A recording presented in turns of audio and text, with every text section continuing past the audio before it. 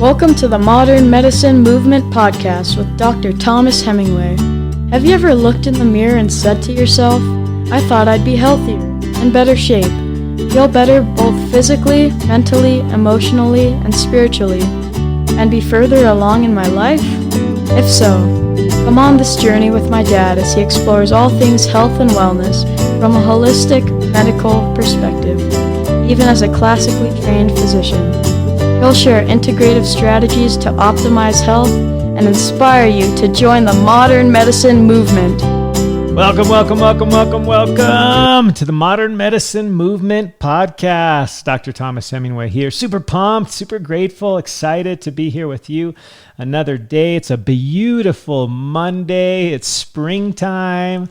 Oh my gosh, happy spring to you all. It's just beautiful. I got a little vitamin D earlier. It was amazing. Something weird about that vitamin D in the sunshine just kind of elevates my mood. It's just awesome. I can hardly live without it. So grateful for that. Hoping you're enjoying your spring. Maybe it's spring break. Maybe you just got back from spring break. Hopefully you're enjoying your family, the weather, whatever it is. Just hope you're having a beautiful time this spring. And I wanted to just thank you guys for sending reviews to this podcast. I just got a pretty awesome review I wanted to share with you. It just kind of tickled my heart. I mean, honestly, that's why I do this. I just really love to share. And when I do get feedback, oh my gosh, it literally just, it pumps me up. It just makes me want to podcast. Maybe that's why I'm podcasting again today. But this was by Wendy Leanne. This just came in a couple days ago on Friday. It says, this podcast is full of information that mainstream people do not know, but absolutely need to know. I want to shout this info out from the rooftops! ! My husband was diagnosed diabetic in September, and using proper supplements, limited snacking, and low carbs, he is off all medication at this point. Type 2 diabetes is reversible, and people need to know this! ! Thank you, Wendy. Oh my gosh, that just tickles my heart to hear that.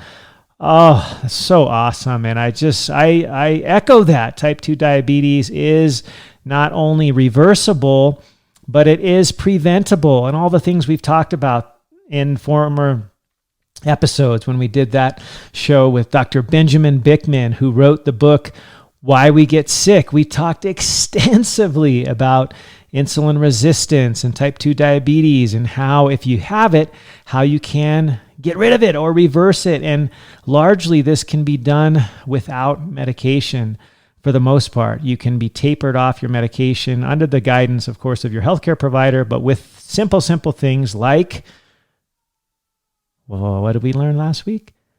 Nocturnal or circadian fasting, which is a really mild way to do intermittent fasting, decreasing the carbohydrates in your diet, and reducing the snacking. Stop the snacking.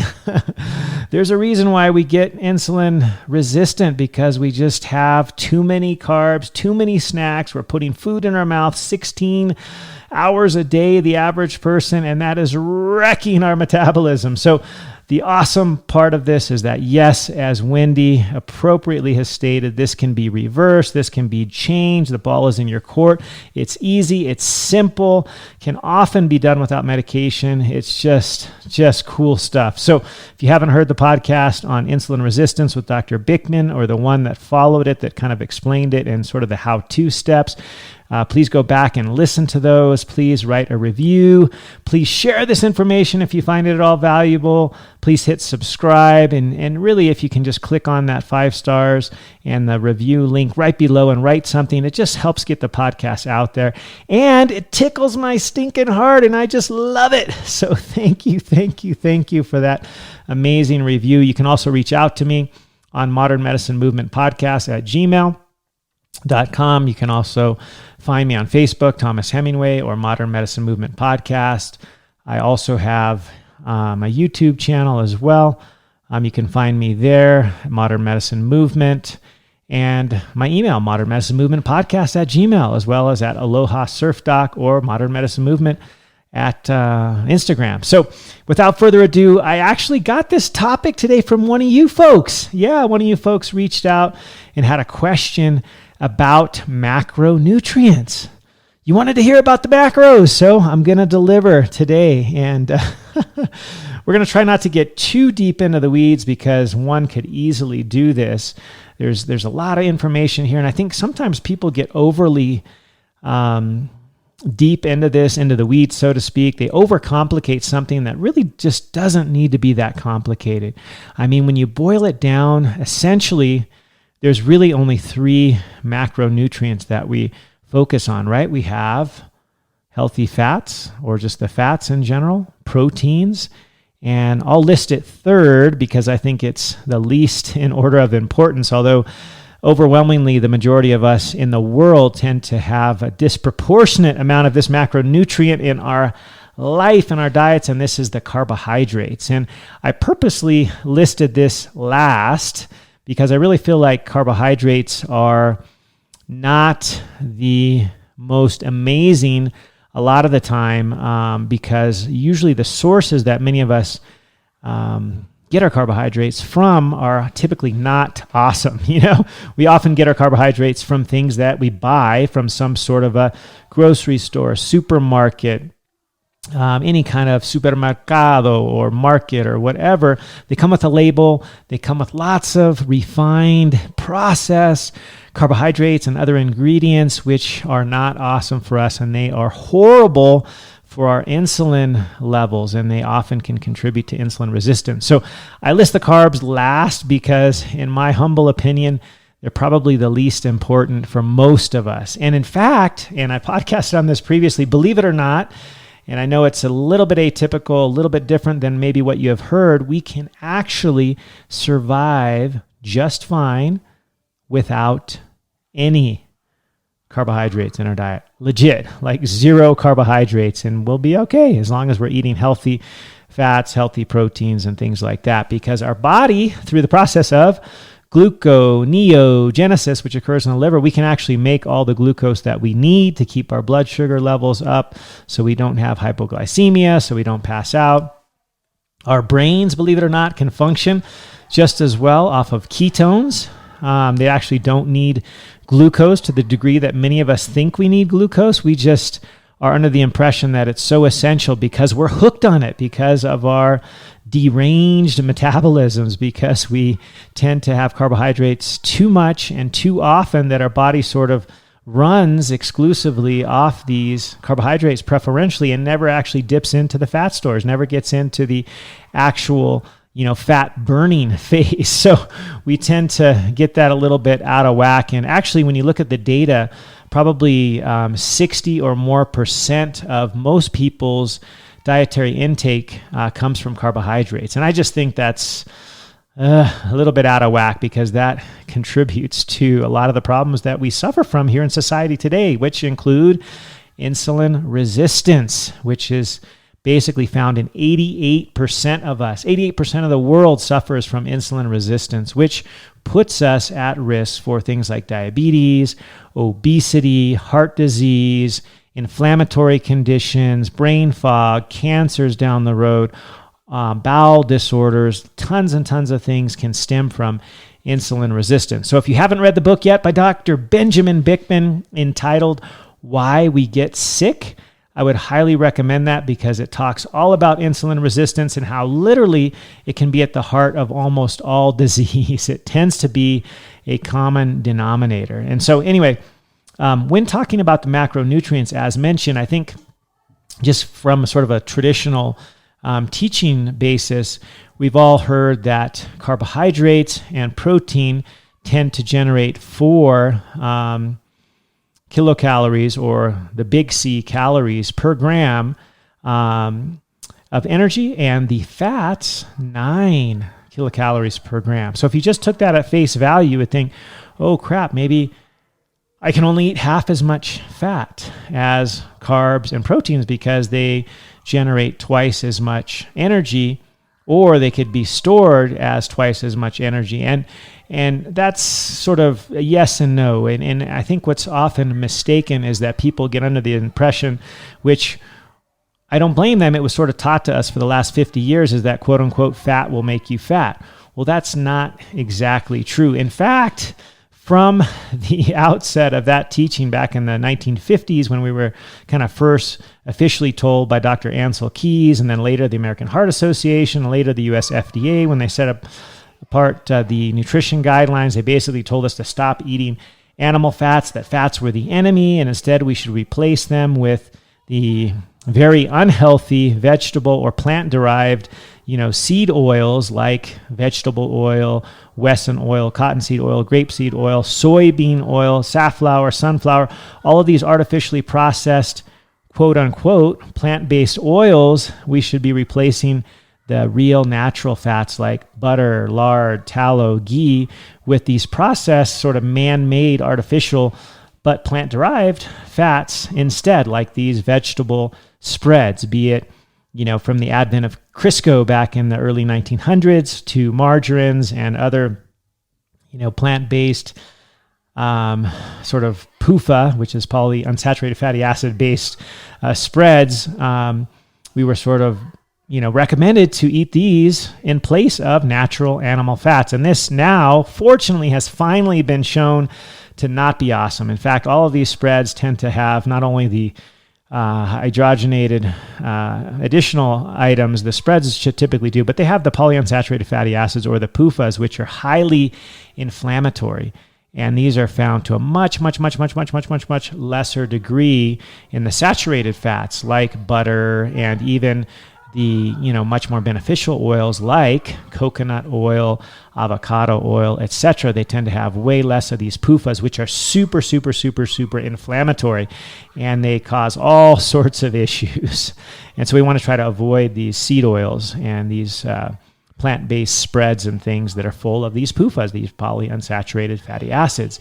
And so I think, when we first think about calories, many of us think of the fact that protein and carbs are worth 4, calories per gram, and the fats are 9 calories per gram. And that's, sort of the common lore, or sort of this rule that we've been taught, which may or may not be entirely true because of the way that it was determined, way back when in the so-called bomb calorimeter, where they literally, took different food items and torched them and burned them to see how much energy they gave off. And this is not quite exactly how it works out in the body, but we'll just sort of use these simple numbers because it just gives us a reference point. Though I would humbly submit that they probably aren't super accurate, and they probably don't equate, physiologically speaking, with what's actually occurring in our body, because we're not blowing up or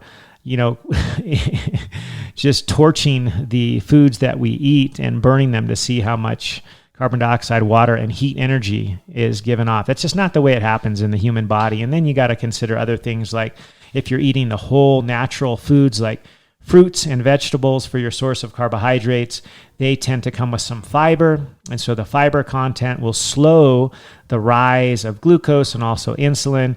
And so you have less effective, carbs because of all the fiber, that is added. So you can kind of adjust the calculation a little bit. But when talking about these macros, like mentioned at the outset, we basically think of these 3 things, right? Protein, carbohydrates, and fats.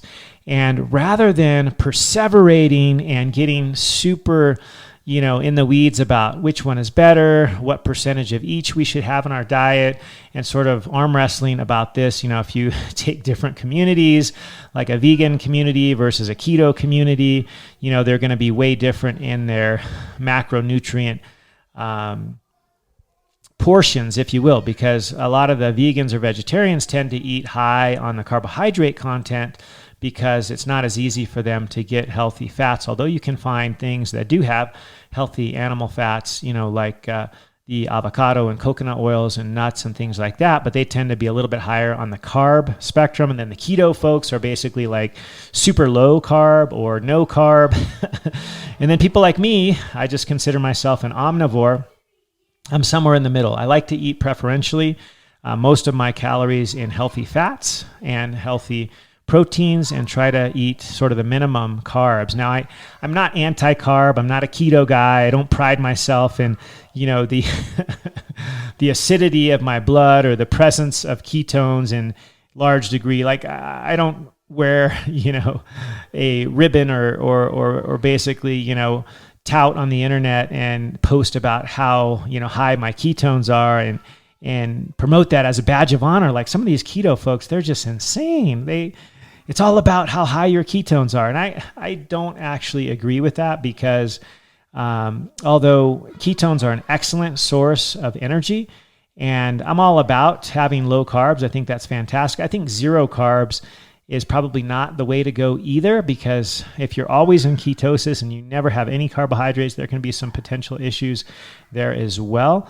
And so I think all things were created for our use and purpose. And if we focus on the quality of our macros, the quality of our foods, both carbs, proteins, and fats, and we look to the natural sources of all of these, we're going to do just fine. But when talking about macros, we should probably talk a little bit about metabolism and sort of our energy expenditure.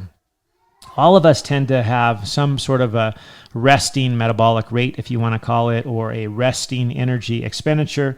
And that's basically 60 to 70% of our total daily energy expenditure can be accounted for by this just resting or basal rate.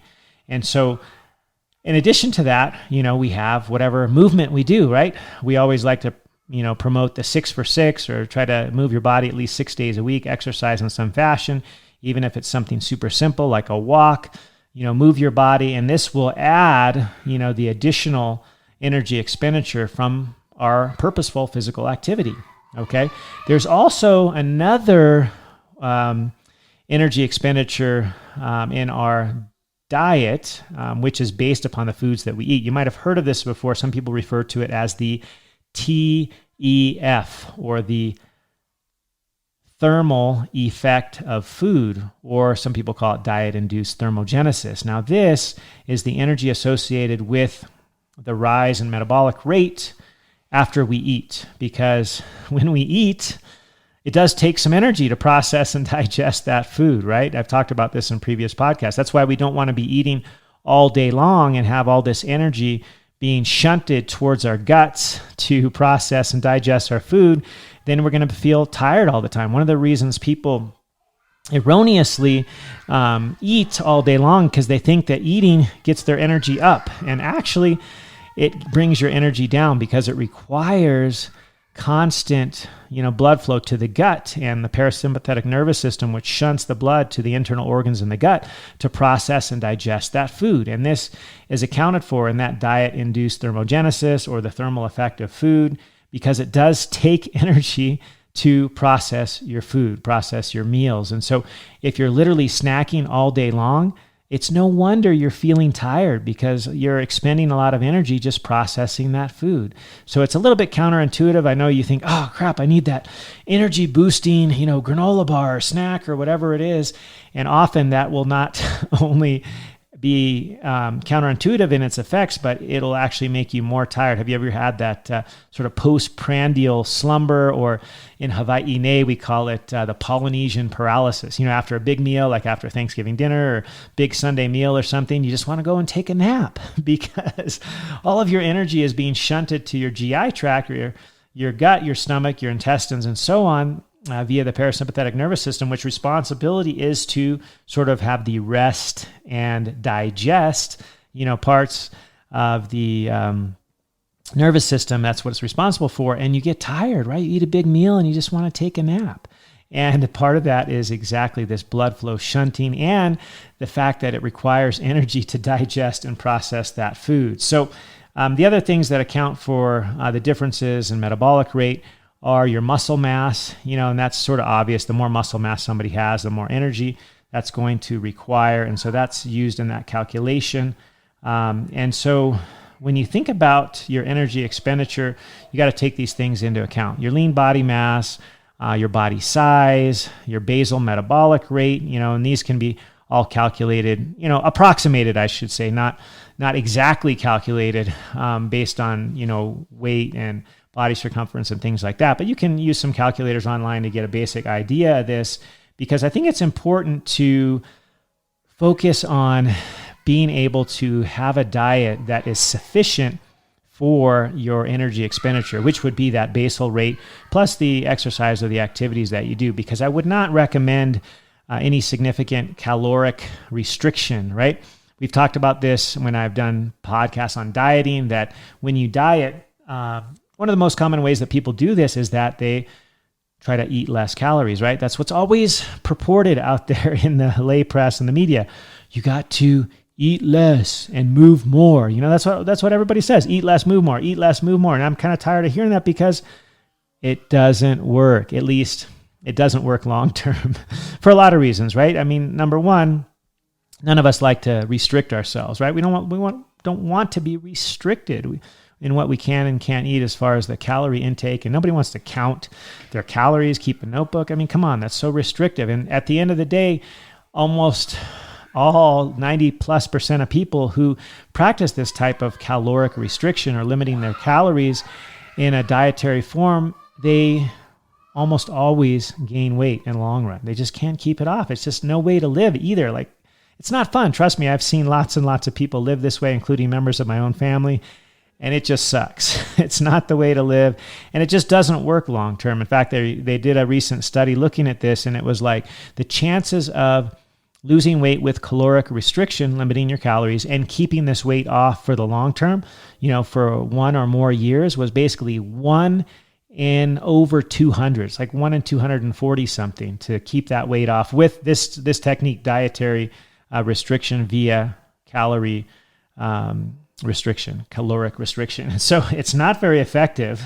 And in the long term, if you restrict yourself in a caloric sense and you're not getting the basic energy for your basal metabolic rate plus the energy that you need and require for digesting your food and exercise, you're going to be negative in the energy sense. And then ultimately your body will respond to that by reducing your basal metabolic rate. So you're actually slowing your metabolism down in the long run if you're restricting your calories. So oftentimes people talk about this, I'm going to try to lose that weight because I'm going to lose the weight in order to get myself healthy. Like, I just want to get healthy, but I know I got to lose the weight first. So I'll just focus on doing whatever it is that's necessary to lose that weight, and then hoping that somehow health will come after this. And I would say that you're chasing your tail. That's not the best approach. It's a better approach to get healthy first by paying attention to what you put into your mouth, right? To what you eat, just increasing the quality of your food, eating whole, real, normal, natural foods, and stop snacking. Try the intermittent fasting, or if you just want to do the super simple form, just the overnight fast, which I often refer to as the circadian fast, that literally you'll get healthier, you'll improve your insulin sensitivity, and the weight will just start to come off, and you won't even really notice it. In the sense that you won't have to work hard to do it. You're not like counting your calories, counting how many you're going to burn with exercise. You're basically just improving the quality of your food. You're adding movement, and you're doing some version of an intermittent fast, and you're just decreasing the snacking. And that's going to get you healthy. And then as sort of a benefit to getting healthy, guess what? You're going to lose weight. It's going to work for you. So that's a cool sort of side effect of getting healthy, is that the weight loss will come if it is that you need to or want to, desire to lose weight. So, there's all different formulas to incorporate, your macronutrient calculation. And, if you want to have a higher healthy fats and proteins and a low carb, there's a way to do that. If you want to have a little bit more carbs and proteins and fats, kind of have it more even, like a 30-30-30 type of thing, or I guess it would be like 33 1/3, 33 1/3, 33 1/3%, to kind of make that equal. There's lots of ways to do it, and it's going to be something you're going to have to work out individually. This is where sort of the art of medicine, the art of, dieting, the art of health comes into play. This is intuitive to some degree. You have to listen to your body, and you can try all of the above and see which way works for you. Everybody's a little bit different. So I'm not going to say one path is the same for everyone. Everybody is a little bit different in this way, but if you would at least improve the quality of those macros, the quality of the carbs, the quality of the fats, the quality of the protein, it's going to make a world of difference, because, basically you can find, especially if you just do the Google doctor approach, you go to the internet and you look for studies to support your point of view, you're going to find something that's going to support either high carb, low carb, high fat, low fat, high protein, whatever. You'll find something to support all of those techniques. I could quote studies that would have some support for each of these techniques. And I would say that the most important thing is to focus on the quality of your food, because that's really what matters the most. It's not so much the percentages of each, although I sort of lean towards a lower carb intake and higher protein, higher fats. Keeping in mind, of course, that all of these are going to be hopefully coming from natural, whole, real foods, right? Avoiding the processed stuff, and at least trying to do what I always advocate for is the 80-20 rule, right? Trying to 80% of the time just eat of the highest quality fresh fruits, vegetables, meats, and so on, fish, highest quality. And then, 20% of the time, if you want to have a little bit of a, something for a special occasion, like, for example, today, it's my son's birthday. You know what I made him for his birthday? I made him a strawberry shortcake. The cool part is I used a pretty healthy recipe, baked the shortcake myself at home. It was pretty awesome ingredients. I just use, real, whole, non-GMO, non-hormone, milk with a teeny bit of sugar, couple of, pasture raised, free-range eggs, and heavy cream, which was also hormone-free, non-GMO, organic, all of that. And it was basically, that was it. That was the ingredients to the shortcake. Super, super simple. It was really mild on the sugar. I did add a tiny bit of sugar because, it's a cake, right? You want it to be a little bit sweet. And then we had natural sugar on top with cut up berries, and then some heavy natural whipping cream on top. So it wasn't the worst dessert ever, but you know what? It's his birthday. I'm going to have a piece of cake. So 80% of the time, try to make really healthy decisions with respect to food. And 20% of the time, if you want to eat a little, bonus dessert or whatever, that's fine too. Like, life is to be enjoyed.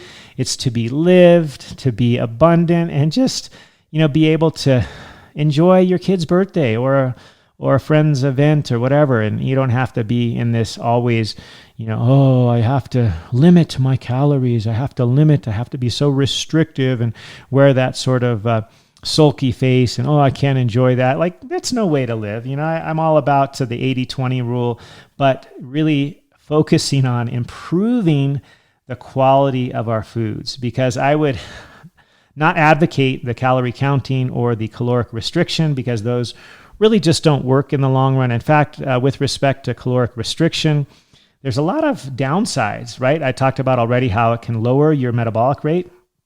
And this is sort of counterintuitive. So if you really restrict your calories, at the end of the day, your metabolic rate is going to decrease. And then you'll have a higher chance of getting fat on the flip side. When you change this caloric restriction into sort of normal calorie intake, you're going to gain weight easier because your metabolic rate is going to be slowed. It can also make you feel tired all the time, right? Big surprise. You're not going to have appropriate energy for your energy expenditure. You can also get nutrient deficiencies if you're severely limiting your calories, right? Because you want to make sure you're getting enough protein. You want to make sure you're getting enough of the basic nutrients that you need, things like calcium, thiamine, vitamin A, magnesium. We've talked about vitamin B12, which is super important and easy to be deficient in. Also, if you're of the age where you're trying to, have children, it can reduce your fertility. If you starve yourself and you restrict yourself calorically, both men and women, this can reduce your fertility. Also, if you get insulin resistant, this will reduce your fertility, as well as your hormones like estrogen, progesterone, and testosterone. Like those guys out there that are low T, I can almost guarantee if you will fix your diet, improve the quality of your food, get rid of any insulin resistance you may have, your testosterone levels will go up, and they'll go up better than taking any supplement, better than any other sort of extraneous mechanism just by eating real whole foods and getting rid of the insulin resistance. Also, when you calorically deprive yourself, you restrict yourself in a caloric fashion, you can weaken your bones, right? Because like I mentioned, the caloric restriction can reduce your hormonal levels of estrogen, testosterone, and these are actually needed to keep healthy bones. So you don't want to calorically restrict and do over-exercise, which I've actually seen this a lot in the ER. I've seen people break bones that are in their 30s and 40s, and I'm like, what the heck? Why are these young people breaking their bones? Well, some of them are calorically restricting themselves, they're not getting the right nutrients, and their bones are weak. And they literally go out for a run and they break their metatarsals of their foot when they didn't even really cause any major trauma because their bones are weak. So don't restrict yourself. Just improve the quality of your food. Another thing that it can do when you restrict yourself in a caloric fashion is that it can lower your immunity. Because when you're not having enough calories to cover your basic metabolic rate and your energy expenditure, you're also not having appropriate energy for your immune system. And this can increase your likelihood of getting sick. So if you're around people who are sick and you're in caloric restriction mode, you can also have a higher tendency to get sick yourselves. And this has been shown in many, many studies. And so you don't want that, right? You want to be, especially nowadays with the pandemic and everything else, you want to have your immune system pumped up. You don't want to have it, waning. And if you calorically restrict yourself for a lot of different reasons, you can decrease your immunity as well. So just wanted to kind of briefly podcast on these super simple things and the importance of having a balanced macronutrient profile and to find out for yourself which one works best for you. Like I said, for me, I lean towards a lower carbohydrate profile and more in the healthy proteins and fats. I still do eat carbs. I love fresh fruit. I love fresh vegetables. This is just, for me, it's probably more in the maybe 20 to 30% range. And then my fats are pretty high. My fats are probably around 50% and my protein's probably around 30%. So, that's kind of roughly how I do it, 50, 30, and maybe 20 in the carbs. Fats would be the highest, then protein, then carbs. That's what tends to work for me. That's where I feel like I have the most energy, but it may be different for you. Everybody's different, and depending on what your needs are, depending on what your goals are, this is something that it's not a one-size-fits-all approach, okay? So don't get so particular on any one particular plan that you're like, oh my gosh, I have to follow this to the T.